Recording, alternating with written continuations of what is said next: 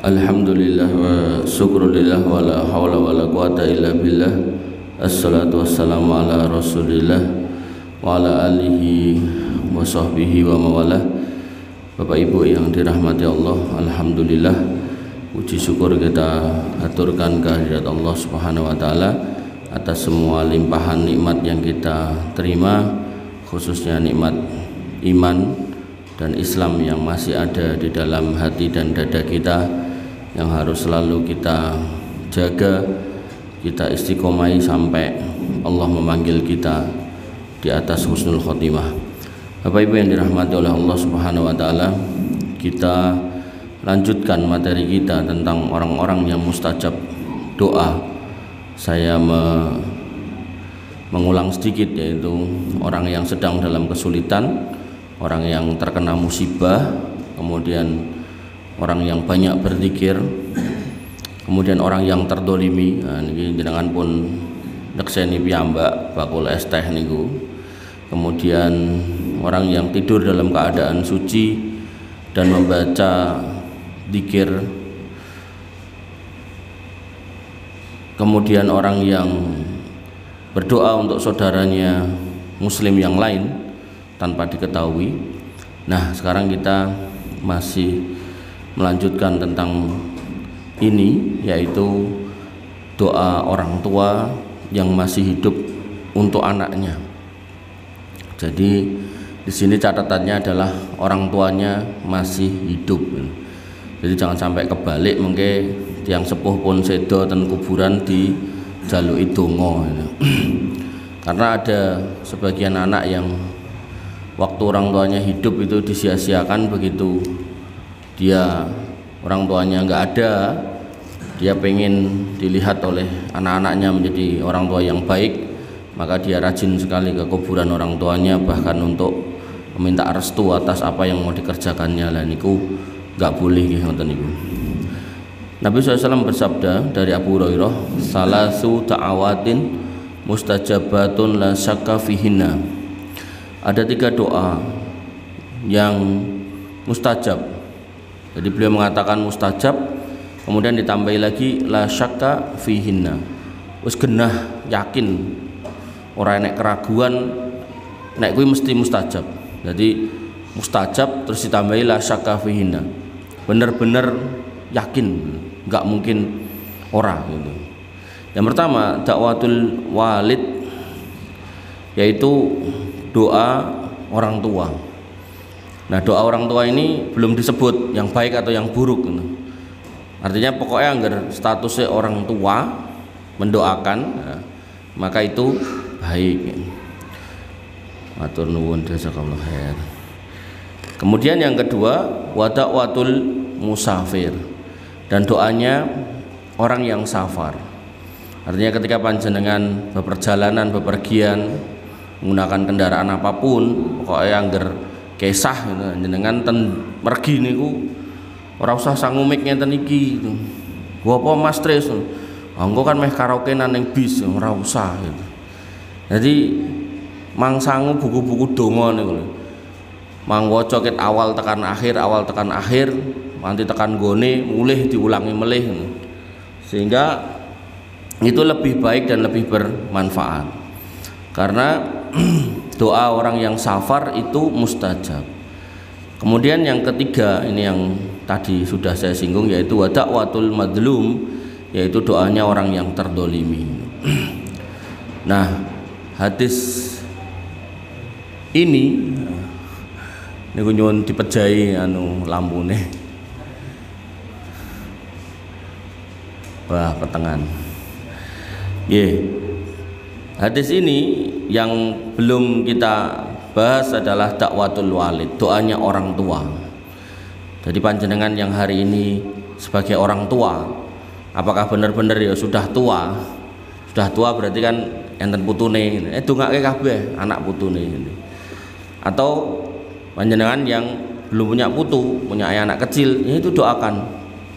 Lah cek cilik masuk didongake. Justru berdoa itu sejak sekarang, karena kita nggak pernah ngerti kapan terkabulnya.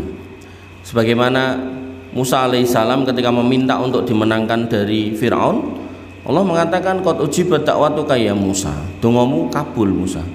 Ning ternyata kabule menangnya Musa atas Fir'aun 40 tahun kemudian gitu. Sebagaimana panjenengan juga nyekseni piyambak to, Pak Prabowo berapa kali nyalon gagal terus, akhirnya berhasil. Nah, itu saya yakin itu dongane emak-emak yang dukung periode yang lalu kabulnya saiki gitu. Jadi kita nggak pernah tahu itu atas terkabulnya doa siapa gitu. Tapi yang jelas saya yakin beliau berdoa, ada orang yang mendoakan gitu kan. Maka demikian pula ketika kita masih punya anak yang kecil-kecil, jangan ragu untuk kemudian meminta Robbi habli minas solihin itu. Dan kula nek pengawasan cah nom-nom niku kula ngajari donga njaluk bojo sing solihah atau yang soleh ket saiki. Lah wong aku sik kuliah Mas, paling nikah 3 tahun kas, 4 tahun kas, ya ora apa-apa. Karena ada orang yang kemudian sudah nikah terus lagi njaluk bojo sing soleh solihah gitu kan, akhirnya ngapunten dalam pernikahannya ketemu yang belum soleh dan solihah, ning dadak mengalami perceraian rumiyin sehingga nikah lagi yang kedua atau ketiga baru kabul dongane niku ngoten lho. Sehingga ketika kita memahami banget prinsip doa dalam Islam niku, insya Allah orang kalau itu sudah muslim beriman dan bertakwa pasti terkabul. Ning enggak selalu terkabulin niku besok atau lusa, mungkin bisa berjeda gitu.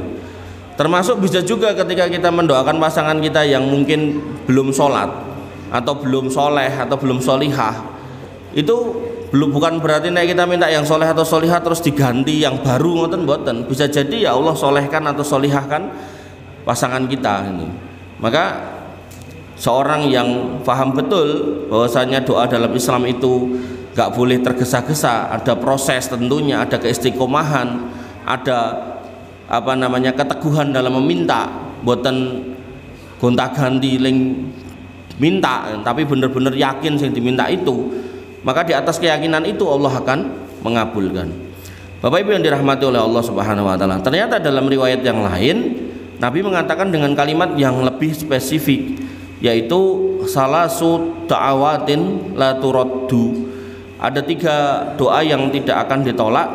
Yang pertama dakwatul walid li waladihi, yaitu doa orang tua untuk anaknya. Nah, ketika digunakan kata li, maka di situ doanya maknanya adalah doa kebaikan. Dakwatul walid li, ya, doa orang tua untuk anaknya, tapi untuk ini untuk kebaikan. Maka di sini secara khusus disebutkan kalau doanya baik maka itu mustajab. Kemudian golongan yang kedua pada riwayat ini yaitu dakwatus shaim, doanya orang yang berpuasa, wa dakwatul musafir, dan dakwah atau doanya orang yang safar. Makanya panjenengan kalau sebagai orang tua delalah yo safar, delalah yo poso. Lu poso karo safar untuk orang Mas, angsal nek jenengan kuat gitu. Tapi nek jenengan boten kiat ya berarti itu ada rukhsah untuk jenengan tidak puasa nggih mboten napa-napa gitu. Tapi nek jenengan mau puasa ya boleh-boleh aja. Misal jenengan dari Solo ke Jakarta naik pesawat kan mboten patek rekoso to niku. Nah, maka boleh kalau kemudian jenengan sambil puasa. Maka ketika tergabung antara safar, lajeng puasa, lajeng kemudian orang tua, nah jangan sampai kemudian melewatkan kesempatan untuk mendoakan putranya. Napa meleh pas lagi ibadah. Artinya misal jenengan posisi safar niku kemudian poso niku kemudian ten Mekah mriku lagi salat atau lagi umroh ten mriku atau lagi haji ten mriku. Nek haji mboten poso nggih, tapi nek pas bulan poso niku lho, pas napa Ramadan gitu. Maka jangan ragu untuk mendoakan anak turun kita, karena gak mungkin kita berharap doa dari orang lain gitu, sedangkan kita sebagai orang tuanya malah gak mau mendoakan. Jadi ada niku, saya tahu beberapa orang tua niku nek diparani putrane, "Bu, dongake aku yo." Jawabane mbok ndonga dhewe ora duwe cangkem piye gitu. Nah niku klentu nggih jawaban ngoten niku. Jadi dalam Islam niku anak itu ketika sampai meminta seperti itu berarti anak itu ngerti betul kalau doa orang tua itu mustajab. Dan jenengan sebagai orang tua yang dimintai, nah, jenengan harus kemudian memudahkan atau mengabulkan permintaan itu. Padahal doa orang tua itu untuk dirinya sendiri belum tentu terkabul. Sedangkan nek dongake putrane, dua hadis tadi menyatakan terkabul, bahkan mustajab, bahkan tidak ada keraguan di dalamnya. Ngoten. Jadi jangan salah paham nggih. Wah, aku wong tuwa, timbang ndongake anakku mending aku ndonga dhewe wong kabul. Bunyi hadisnya ndongake putrane, bukan ndonga nggo awake dhewe. Artinya kalau panjenengan ngerah bahasa orang tua ini tadi, maka ini konteksnya ndongake putrane. Tapi kalau untuk diri sendiri, maka tadi pada posisi puasakah, safarkah, atau mungkin lagi terdolimikah, nah monggo di situ bisa untuk diri sendiri. Tapi kalau konteksnya sebagai orang tua, yang jenengan sasar adalah mustajab karena sebagai orang tua, maka itu doa untuk putranya, bukan untuk kita sendiri. Ngoten nggih. Dan jangan juga punya candaan, wah aku ndonga dhewe ya ono yahne ra kabul ngopo dadak ndongake kowe gitu. Pun los mawon wong kantun nyuwun, kantun ngucapke, kantun ndongake, insyaallah mboten kelangan napa-napa kejaba napa niku swara napa abab gitu kan. Apa ya ndongake putrane terus dadak butuh ngombe es teh kan, tak kira nggih mboten gitu kan. Benten nek jenengan mlampah tebih kan mungkin ngelak, nek mung ndongake insyaallah mboten. Tur niku didamel santai mawon, mungkin jenengan sambil napa istilahnya, sambil menikmati teh pagi-pagi ya, atau menikmati kopi karo nyawang udan gitu. Ndongake putrane jadi tergabung di situ sebagai orang tua, mungkin napa pas posisi hujan, kemudian delalah mungkin ngapunten nggih putrane ya rada dablek gitu, jadi nglarake ati ya terdolimi berarti gitu. Nah, ndongake mawon. Dan mendoakan yang baik, saya rasa itu lebih baik daripada mendoakan yang buruk. Dan ternyata mendoakan yang buruk juga disebutkan dalam hadis, Nabi SAW mengatakan salasu ta'awatin mustajabatun. Ada 3 doa yang mustajab. Yang pertama dakwatul madlum, doanya orang yang terdolimi. Ini kita udah di depan. Wa dakwatul musafir niku nggih sampun. Ya ini yang ketiga. Wa dakwatul walid ala, dan doanya orang tua atas. Nah, atas di sini doa yang jelek. Ala waladihi. Jadi ndongake putra ning dongane sing elek. Nah, niku mengke saged kabul gitu. Makanya ketika orang tua anyel karo anake terus ngomong sak dongake dadi maling, mungkin dikabari nek putrane digebuki wong gara-gara maling gitu. Makanya orang tua yang paham benar bahwasanya Islam itu nggak menginginkan kejelekan pada anak-anak kita, maka nggak memberi celah sebenarnya untuk kemudian didoakan yang jelek-jelek. Artinya ketika panjenengan ngapunten nggih, nek umpami dalam kondisi emosi atau nesu gitu kan nggih, coba untuk turunkan emosi itu dengan banyak-banyak ta'awud, karena emosi itu bagian dari godaan syaitan gitu kan. Dan orang yang emosi biasanya kewetune sing elek-elek gitu. Maka dengan kita mungkin baru marah sama mereka, ya alangkah baiknya kita kemudian menyingkir sebentar agar jangan sampai kewetu sing elek-elek. Karena nanti nek kewetu sing elek, akhirnya doa itu kena kepada anak kita, dan tentu yang rugi, yang menyesal ya kita sendiri. Karena dulu di kandungan di openi sedemikian rupa, dijalukke apa sing napa istilahnya ngidamnya itu, kemudian ya diusahake sedemikian rupa nganti lahir, digolekke susu sing paling apik gitu kan, akhirnya lemu kados niku kados kula gitu kan. Nah, sehingga orang tua kan kemudian ngerti iki anak larang kan gitu bahasane kan. Apalagi kalau punya sakit tertentu gitu kan, wah dadak ngobatke rono rene gitu kan. Nggih, giliran mari gitu kan nakal gitu. Giliran nakal wong tuane ra sabar mah dongake sing elek sisan gitu kan. Bapak Ibu yang dirahmati oleh Allah Subhanahu wa taala, makanya ketika hari-hari ini mungkin panjenengan baru mengilmui ini dan kemudian mendapati putra jenengan kok kandhanane ongel, misal dikongkon ning masjid angel, dikongkon ngaji angel, ger malam minggu kon pengajian yo angel gitu kan. Nggih nyuwun tulung pertama didoakan yang sebanyak-banyaknya. karena niku putra jenengan. Dan kula bayangan kula merasa niku kajian malam minggu niku menurut saya itu hal yang baik buat putra jenengan, karena ya kita akan arahkan dia untuk beriman kepada Allah, kita arahkan bagaimana pergaulan yang baik. Bahkan tema yang baru saya bawa atau saya angkat itu kan bagaimana berbakti pada orang tua gitu.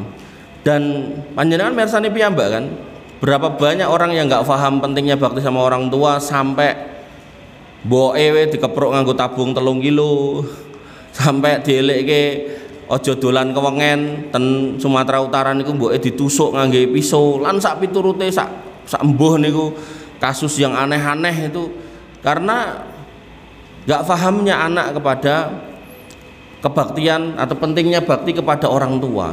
Sehingga nggih ngapunten nggih Bu Pak, ketika ada pengawasan malam minggu niku ketika putra jenengan tenan-tenan ora duwe urusan didorong untuk berangkat. Nggak perlu diterke nggak apa-apa, jangan sampai goib nggak datang padahal pun kantun lenggah jumeneng dikei snack dikei kuis pertanyaan kayak pertanyaan so jawab enek hadiah lho Pak 30.000 lho sekali jawab, so jawab ping 90.000 lho penake pol pengajian yang gini lho.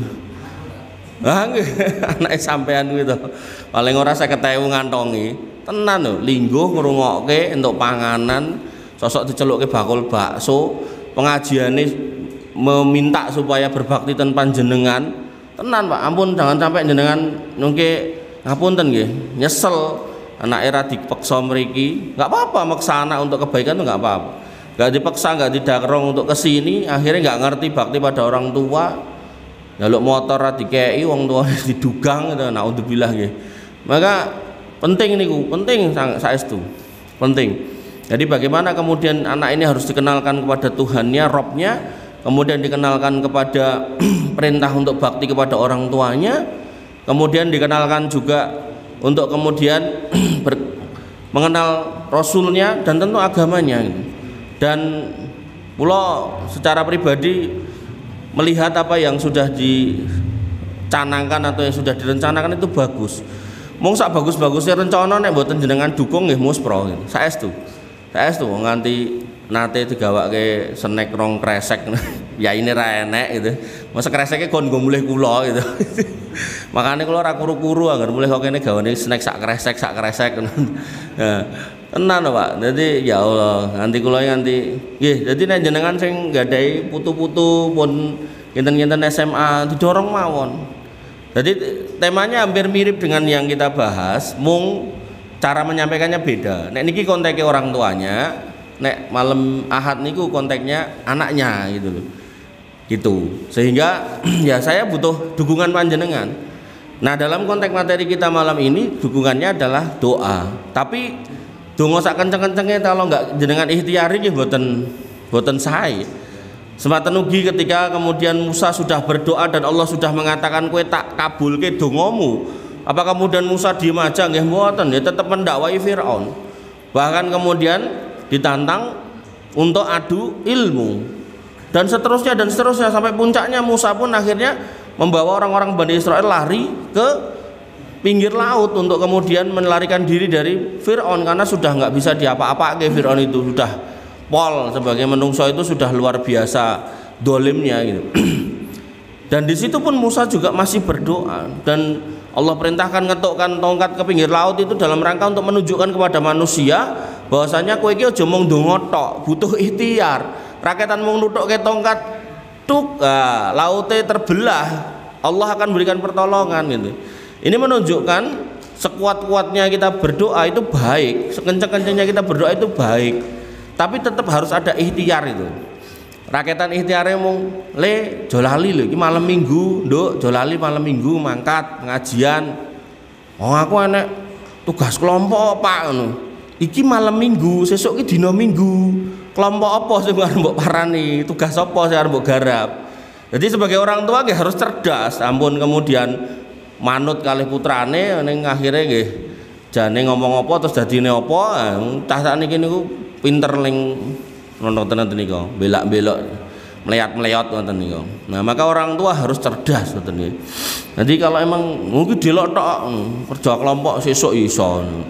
Pokoke mangkat ngoten. Bapak Ibu yang dirahmati oleh Allah Subhanahu wa taala, nggih. Jadi orang tua itu punya hak khusus untuk mendoakan putranya, apakah yang baik apakah yang buruk, ternyata dua-duanya mustajab. Pramila ngapunten kula mewanti-wanti diri saya secara pribadi dan panjenengan secara umum untuk jangan pernah kewetu omongan-omongan sing elek tinggi putrane, karena mengke nek nganti niku kewetu nyusahke bocahe tur nek tenan nganti susah atau nganti dadi elek lah niku ngrugeke kita sendiri yang akan tercoreng saestu. Sehingga kita bismillah kita doakan yang baik-baik. Bapak Ibu yang dirahmati oleh Allah Subhanahu wa taala. Kemudian orang berikutnya yang doanya mustajab tadi sudah disebutkan beberapa kali, yaitu orang yang berpuasa. Bahkan berpuasa ini disebutkan di sini sampai berbuka. Jadi sejak dia mulai puasa berarti bar sahur nih kok, nanti kemudian berbuka. Nabi SAW bersabda dari Abdullah bin Amr bin As, inna lis-shaimi inda fitrihi da'watun la turad. Sungguhnya bagi orang yang berpuasa ketika berbuka ada doa yang tidak akan ditolak. Berarti niki pas posisi bukone. Padahal di depan tadi lis-shaimi da'watun la turad. Untuk orang yang puasa ada doa yang tidak ditolak. Berarti sejak poso sampai buka, khusus pas buka. Makanya ketika misal panjenengan gadah dana, putrane pun sekolah ke rampung, kayak omah jiji rampung, tambahi sawah sepatok-sepatok nggih empun gitu kan. Kok jek turah ning omah di 3 miliar, ora usah ragu mangkat umroh pas Ramadan gitu kan. Nah, jenengan akan melihat pemandangan yang sangat indah di mana mereka berlomba untuk mendapatkan tempat duduk untuk buka puasa bareng niku ket barasar. Begitu kemudian dapat, nanti orang-orang kayanya berlomba untuk ngedum makanan itu. Nah, orang yang ngapunten yang nggak kaya atau kurang mampu, dia berlomba untuk membagikan itu loh. Melu ngewangi ngedum gitu. Jadi saling mendukung. Nah, nanti begitu 5 menit atau 10 menit sebelum adzan, kan enten jam gede niku ten napa tower Zam-Zam niku. Nah, orang-orang sudah niteni niku adzane sekitar jam semonten pun ngertos jadwale ataupun ngapalke jadwale. Niku sebagian kaum muslimin niku ngadeg, Pak. Karena mereka memahami kalau doa orang yang berpuasa ketika mau berbuka itu mustajab, apalagi di depan Ka'bah di Masjidil Haram itu pada bulan Ramadan, mereka ngadeg, Pak. Ngadeg donga ngeten iki. Bahkan enten sing nangis sesangguan, mbuh sing didongake napa atau nyuwun napa kula mboten mudeng. Dadi bener-bener ngeten iki, karo ngadeg. Ra trimo lingguh ngadeg gitu. Walaupun nggak semua nggih, tapi banyak gitu yang berdiri ten Madinah nggih ngoten. Nah, itu pemandangan yang sangat indah, yang otomatis kita itu kadang ini terbiasa ngoten niku. Biasanya kan ajeng buka ning ngarepe pundi? Ngarepe Ka'bah napa ngarepe napa? Biasanya ngendi Mas Dres? Nek arep buka lho, ning ngarepe apa? TV, ngarep toko. Ruko ngendi? Oh, Joko toko. Umumnya kan ngarep TV gitu. Wis semepak kabeh, wis ra sabar gitu kan. Lali donga. Nah, padahal niku momen-momen luar biasa, momen-momen di mana doa itu mustajab. Mereka berdiri, Pak, benar-benar berdiri. Wah, luar biasa. Makanya tadi kalau memang panjenengan gadah tabungan, putra-putra nggih pun rampung, nggih, kewajiban jenengan sebagai orang tua nggih pun banyak berkurang, ya. Jangan ragu untuk menggunakan itu untuk kesenangan jenengan dalam tanda kutip, yaitu menambah ibadah, menambah kedekatan jenengan pada Allah Subhanahu wa taala. Nggih, jadi kesenangan sifatnya rohaniyah niku lho. Jadi umroh, haji atau mungkin ngumroh ke sederek atau tiang sepuh itu monggo. Artinya hal-hal seperti itu perlu dilakukan oleh seorang muslim. Bapak Ibu yang dirahmati oleh Allah Subhanahu wa taala, tadi juga sudah disinggung, yaitu yang berikutnya doa orang yang sedang safar, dakwatul musafir. Dan safar ini banyak orang yang nggak paham. Jadi ketika kemudian safar gitu kan, wes mesti ya cekelane mic ngeten iki, karaokean, nyanyi-nyanyi gitu. Padahal sepanjang jalan dari mulai awal sampai akhir tujuan dan balik lagi, itu momen dimana dia itu mustajab doa. Maka yang terbaik dalam orang yang bersafar niku nggih banyak berdoa. Cara mboten kewetu donga dalam artian meminta nggih dzikir wirid niku nggih paling mboten niku. Cara niku nggih mboten kewetu gitu kan. Wis maca Quran nggih saged. Cara niku mboten kewetu melih ngrungokke pengajian. Nek niku nggih mboten wis tilem lah wis gitu kan. Jadi ini yang harusnya kemudian difahami oleh kaum muslimin tentang hak dalam bersafar. Jangan sampai kemudian di atas kendaraan kita justru bermaksiat kepada Allah Subhanahu wa taala. Makanya kula niku nanti diajak bos kula ten Jepang niku lewate Bali niku, lewat Denpasar niku. Niku kan kalau di Indonesia kan minum-minuman keras di sembarang tempat itu kan dilarang. Nah, begitu pesawat niku pun melewati batas Indonesia gitu. Niku turis-turis Jepang itu bersukacita senenge ra karu-karuan. Mergone napa? Terus do njaluk sake gitu. Lah kula sing nonton ya dredeg ceblok lah karo-karo.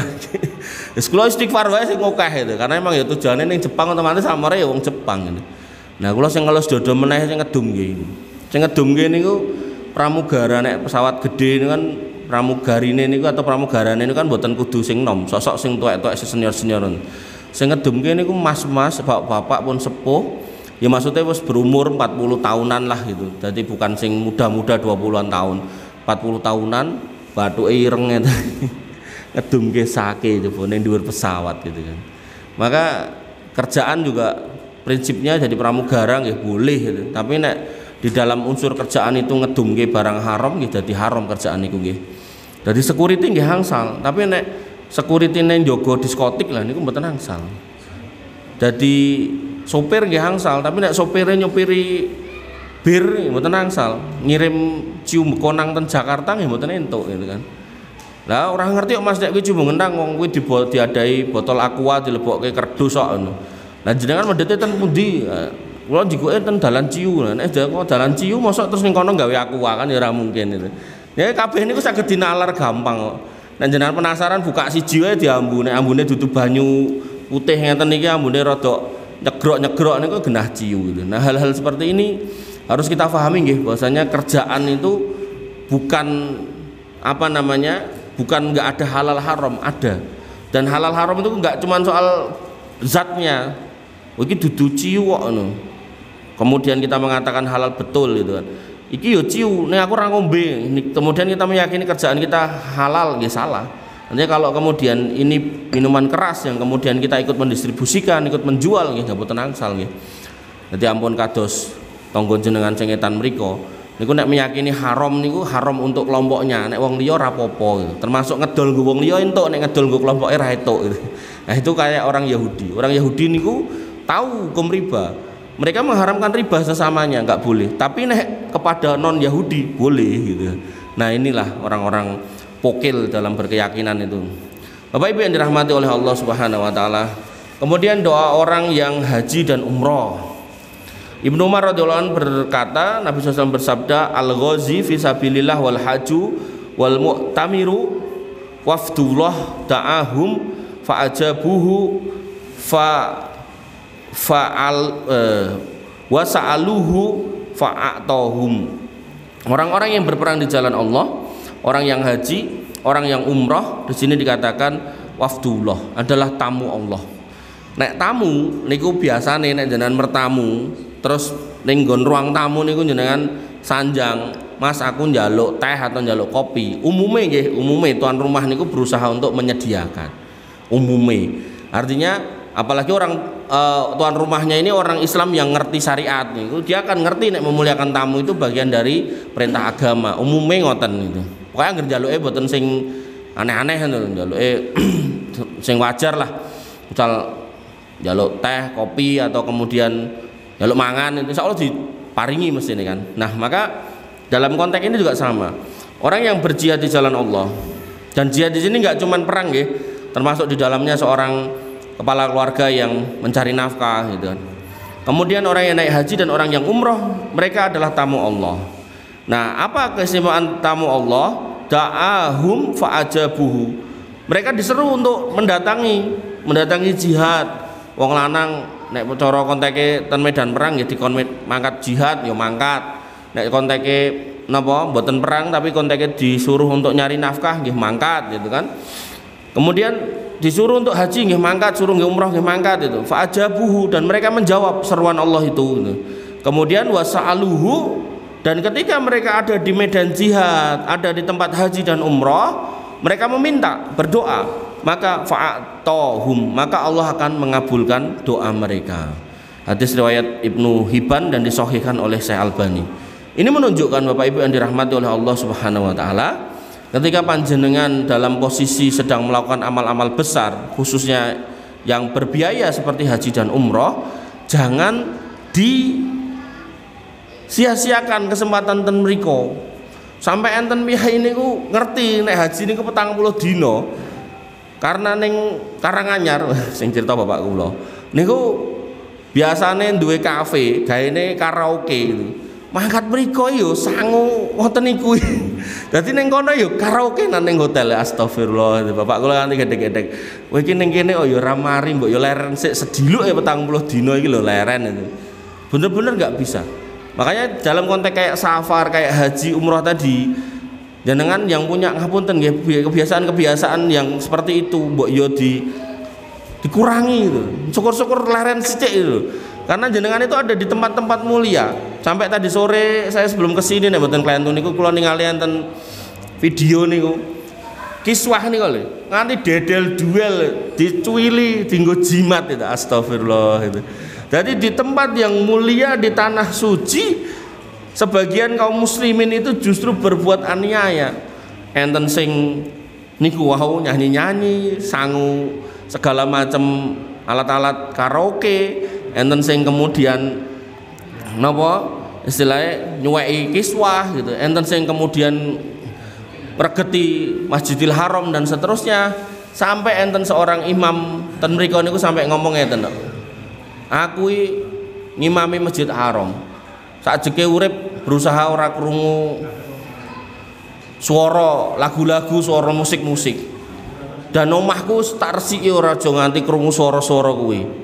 Tapi justru aku krungu malah ning masjid iki gitu. Niku pas napa jal? Enten jamaah beto HP-ne enten ringtone. Nah, ringtone ora dipateni. Pas salat ringtone muni gitu, dangdutan segala macam ngoten niku. Dadi imame niki ya Allah nganti terganggu luar biasa gitu. Nggih. Maka yang harus panjenengan pahami Bapak Ibu yang dirahmati oleh Allah Subhanahu wa taala, ketika panjenengan masuk tanah suci, wabil khusus Masjid Haram, apakah Masjid Haram yang di Mekah ataukah Masjid Nabawi, maka ketika panjenengan beto handphone niku suarane mang cilik, syukur-syukur ringtone niku mang gentosi. Nggih. Nek iso wis diganti sisan ket kaya Indonesia ket saiki gitu lho, sing biasane napa isine lagu-lagu niku digentos sing kados telepon zaman biyen kring kring kring ngoten mawon gitu. Mosok lagu isine lagu-lagu gek nek muni suwi dawa ngoten pas salat itu. Makanya sampai ada seorang ulama niku sampai berfatwa nek nganti muni gitu dibolehkan sama beliau untuk mateni gitu. Mateni ringtone niku lho. Tapi kan jenenge wong nelpon to, Pak. Biasanya nek dipateni terus ditelepon meneh kan gitu. Makanya paling aman nggih jenengan begitu masuk masjid niku punadan. Oh, mang mode pesawat agar kemudian tidak mengganggu khususnya ten mriku. Bapak Ibu yang dirahmati oleh Allah Subhanahu wa taala, sampai niki dulu nggih. Insyaallah besok minggu depan kita lanjutkan masih berkaitan dengan orang-orang yang mustajab doa. Semoga Allah kemudian membuka pintu hati kita, kemudian memberikan taufik kepada kita untuk memanfaatkan sisa umur kita ini untuk banyak-banyak berdoa, Pak. Wabil khusus doa untuk anak-anak turun kita, waris-waris kita, agar mereka kemudian bisa meneruskan jejak langkah bapaknya gitu loh, yang jumeneng dan masjid, bisa menikmati indahnya atau nyamannya bermajelis ilmu. Jangan sampai kemudian bapaknya rajin ke masjid, anaknya ra tau ning masjid, bapaknya rajin majelis ilmu, anaknya blas ra tau gitu kan. Maka jangan sampai ngoten niku. Kita dekatkan putra-putra kita kepada majelis ilmu, kepada ulama, kepada rumah-rumah Allah, agar kemudian dengan itu Allah menjaga putra-putra kita dari berbagai macam fitnah. Karena fitnah makin kesana niku makin banyak maneka warna, dan kalau kemudian kita nggak punya benteng yang kuat, maka insya Allah niku susah bertahan, karena gempuran fitnah niku luar biasa. Bahkan ngapunten nggih, seorang ulama, seorang ustadz pun kalau kemudian dia nggak mengikhlaskan dakwahnya di jalan Allah, itu juga kadang ya terkena fitnah dunia, fitnah wanita, fitnah materi, fitnah harta, mungkin ya fitnah kekuasaan dan seterusnya. Maka orang yang paham benar kalau selevel mereka aja bisa jatuh karena fitnah-fitnah itu, maka kita sebagai orang tua kita harus benar-benar bisa menjaga putra-putra kita, dan nggak mungkin kita ngawasi 24 jam, nggak mungkin. Cara terbaik kita dorong mereka untuk ke majelis ilmu, kita dorong mereka untuk ke masjid, kita dorong mereka untuk kemudian membersamai majelis-majelis yang baik agar kemudian mereka seneng. Kalau dari kecil niku seneng, maka nanti otomatis ketika panjenengan boten enten, mereka sudah otomatis seneng untuk ke majelis ilmu, dan kesenangan mereka untuk ke majelis ilmu lah itu yang kemudian akan menghadirkan pengawasan dan penjagaan dari Allah Subhanahu wa taala. Sampai Nabi mengatakan ihfadillah yahfaduka, jagalah Allah maka Allah akan menjagamu.